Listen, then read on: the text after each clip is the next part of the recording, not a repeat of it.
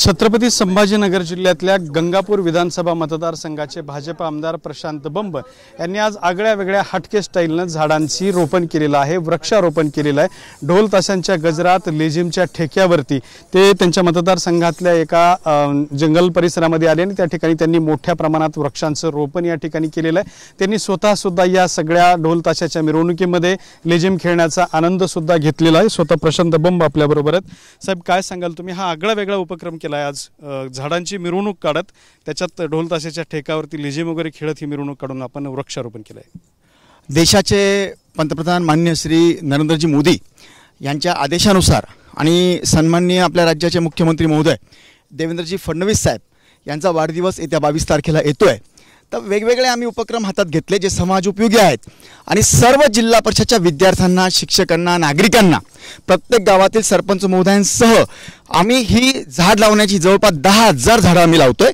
10,000 झाडं लावल्यानंतर 90% कमी आम्हाला त्यांना जगवायचं आहे। आजचा आपला हा 5वा प्रोग्राम आहे। असे अजून 5 प्रोग्राम होणार आहेत आणि म्हणून मी या निमित्ताने सर्व समाजाला विनंती करेल, प्रत्येकाने एकच 4 लावा, 2 लावा, 3 लावा, जगतील असे झाडं लावले पाहिजे आणि एक झाड नक्की लावलं पाहिजे। आता जगामध्ये जे काही पोल्युशन आणि ज्याला म्हणून आपण ग्लोबल वॉर्मिंग होत आहे त्याकरताचा उतारा एकच आहे की निसर्गाशी आपल्याला मॅच व्हायला पाहिजे। म्हणून हा मी सर्व माझ्या विद्यार्थी मित्रांबरोबर कार्यक्रम आयोजित केलेला आहे।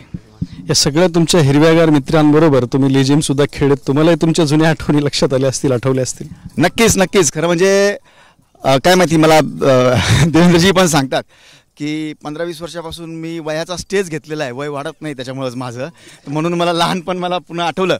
आणि एक पेड़ माँ के नाम हा संकल्प जो आम्ही घेतलेला आहे, आपण बघितला असेल, माँ म्हणजे काय? समजा आपण दुर्दैवाने काही झाडांच्या कत्तली करतो पण म्हणजे झाड अजिबात काही बोलत नाही आपल्याला। जशी आईला कित्येक मुलं त्रास जरी दिले, लहानपणी वेगळे, मोठ्यापणी वेगळे, दुर्दैवाने नोकऱ्या लागल्यानंतर वेगळे, तरी आई कधीही म्हणजे प्रशब्द काढत नाही, तसे झाडांचं असतं। आणि म्हणून एक पेड़ माँ के नाम हा उपक्रम मी घेतलेला आहे। नक्कीच माझ्या लहानपणाच्या लेझिमसुद्धा मी शाळेत खेळलेलो आहे, वेगवेगळे खेळ खेळलो। आज नक्कीच त्या आठवणी जागा झाल्या आहेत। एकीकडे झाड तोडण्याबद्दल ही भावना तुम्ही व्यक्त करताय, मात्र दुसऱ्या बाजूला घरं तोडण्याच्या अनुषंगाने विधानसभेत प्रश्न उपस्थित केला होता। आता अजूनही मोठ्या प्रमाणात घरं तोडण्याच्या संदर्भात आणि रस्ते मोकळ्या करण्यासंदर्भात निर्णय झालेला आहे, त्याबद्दल काय भूमिका आहे तुमची? बघा, अतिक्रमण आणि स्वतःच्या मालकीतलं विना परवानगी बांधकाम ह्या 2 वेगवेगळ्या गोष्टी आहेत। अतिक्रमण काढण्याची जर निर्णय घेतला असेल सर्वांचंच तर तो समर्थनीय आहे, त्याला काही हरकत नाही। पण आमचे संभाजीनगरचे आयुक्त श्री जी श्रीकांत यांनी जी मोहीम म्हणजे ज्याला म्हणू आपण स्टंटबाजी घेतलेली आहे, 50-50 JCB घेऊन, आणि काय करतायत, समजा माझी 60 फूट लांबीची जागा आहे, त्यात मी 40 फुटाचंच बांधकाम केलेलं आहे, फक्त परवानगी नाही घेतलेली, तर कायदा आहे, त्याला तुम्हाला रेग्युलराइज करता येतं फाईन घेऊन। आले विदाऊट नोटीस, विदाऊट कोर्टाची ऑर्डर, कोर्टाने काय सांगितलं होतं, ड्यू प्रोसेस सर्व कारवाई करा, पण कोणत्याही गोष्टीचं तारतम्य न पाळता कायदे कानून ढाब्यावर बसवून त्यांनी जे लीगल बांधकाम पाडलेलं आहे त्याच्या विरोधात मी आवाज उचललेला आहे। आणि आता त्यांना त्यांचे कर्म भोगावे लागतील। गोरगरिबांचे घरं पुन्हा कसे बनवून द्यावे हा शासनासमोरचा प्रश्न आहे। हे लोन आता ग्रामीणमध्ये सुद्धा पसरतोय, ग्रामीण भागातले ही रस्ते खुले केले जाणार आहेत। विभागीय आयुक्तांनी हा निर्णय घेतलाय। नाही, पुन्हा मी एकदा सांगतो, आम्ही ग्रामीण भागामध्ये कोणत्याही एकाही नागरिकाचं त्याच्या स्वतःच्या मालकीतलं बांधकाम तुटू देणार नाही, त्याला रेग्युलराइज करू। पण जे अतिक्रमण असतील नाही का, म्हणजे गावात आम्ही जातो ना, तर असे फक्त वरतून दोन्ही याच्या गॅलरीमधून एक दुसऱ्याला साखर द्यायचंच बाकी आहे, इतके जवळजवळ आलेले ते सगळे। रोड सुद्धा म्हणजे 30 फुटाचे होते ते आता 12 फूट आणि 8 फुटाचे झालेले आहेत।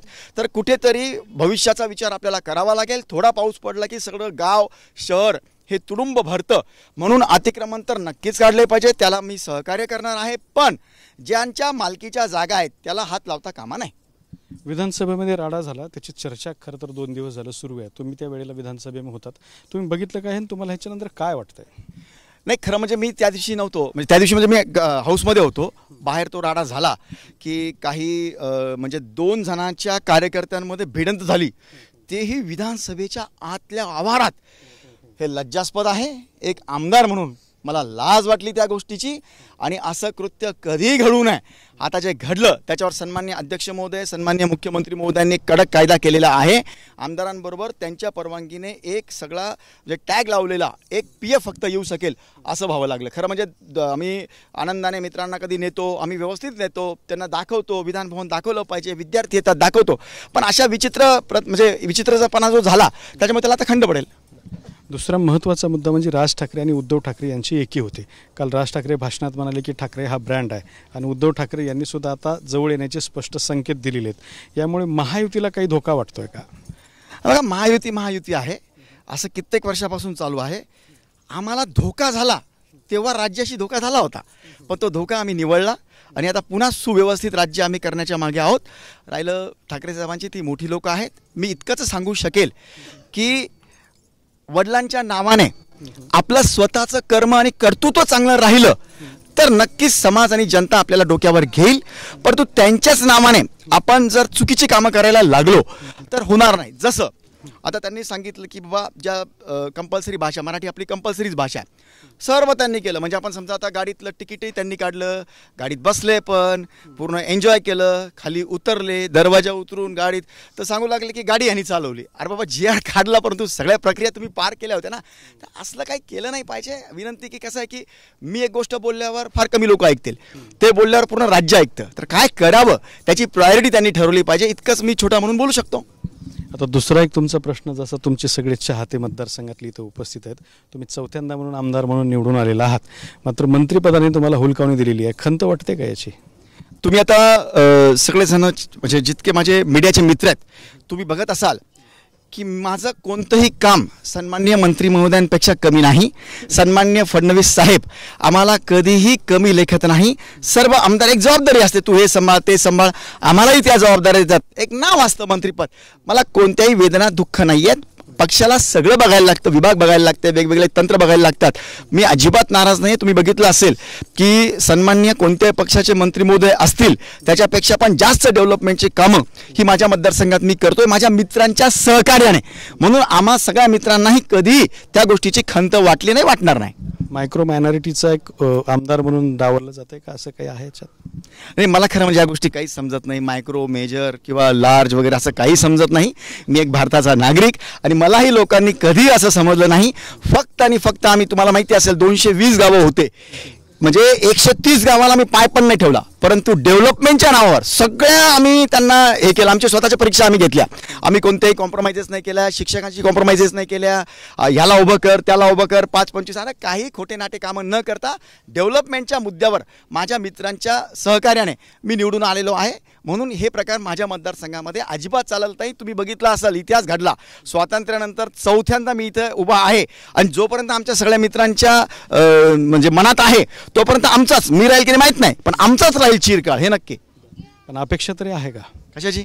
मंत्रिपदाची? नाही, मी तुम्हाला सांगितलं ना, खरं सांगू का, मला मोकळं चाकलं आवडतं बरं का. ते मंत्रिपद म्हटलं 2-4 गाड्या, मग लपडे, सगळं हे करा ते करा, काही नाही. मोकळं चाकलं सगळं काम करू शकतो. कामाचं जास्त आपण हे केलं पाहिजे, म्हणून मला काही त्याच्यामध्ये वेदना नाही आहेत. शेवटी झाडांबद्दलचा काय संकल्प आहे? बघा, आज एक पेड माँ के नाम हा जो संकल्प आहे, सन्माननीय पंतप्रधान मोदीजींनी जो संकल्प केला आहे, सन्माननीय मुख्यमंत्री आमचे देवेंद्रजी फडणवीस साहेब त्यांच्या वाढदिवसानिमित्त 2 कार्यक्रम आम्ही घेतोय. एक तर 10,000 किमान 10,000 झाडं लावून आम्ही त्यांना जगवणार आहोत. नंबर 2, रक्तदान करतो आम्ही 22 तारखेला. मोठ्या प्रमाणामध्ये आमच्या मंडळामध्ये रक्तदान होणार आहे. झाडांच्या बाबतीमध्ये मी प्रत्येकाला सांगेल, प्रत्येकाला की दुसरे काय करतात याच्याकडे न बघता आपण एक झाड लावून ते जगवलं पाहिजे. भविष्यात मी या गोष्टीचा पण पाठपुरावा करणार आहे. ज्या मी वेगवेगळ्या आता ह्या 5 वर्षाचा प्लॅन बनवला आहे, पूर्ण मतदारसंघाचा एक प्रिंट बनवली आहे, त्यामध्ये झाडसुद्धा हा एक विशेष भाग आहे. आणि मी सगळ्या नागरिकांना, मित्रांना बरोबर घेऊन झाडाच्या बाबतीमध्ये प्रकर्षाने काम करेल. थँक्यू.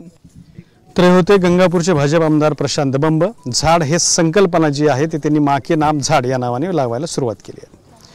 कॅमेरामॅन अमित आडेसोबत दत्ता कानवटे, TV9 मराठी, छत्रपती संभाजीनगर.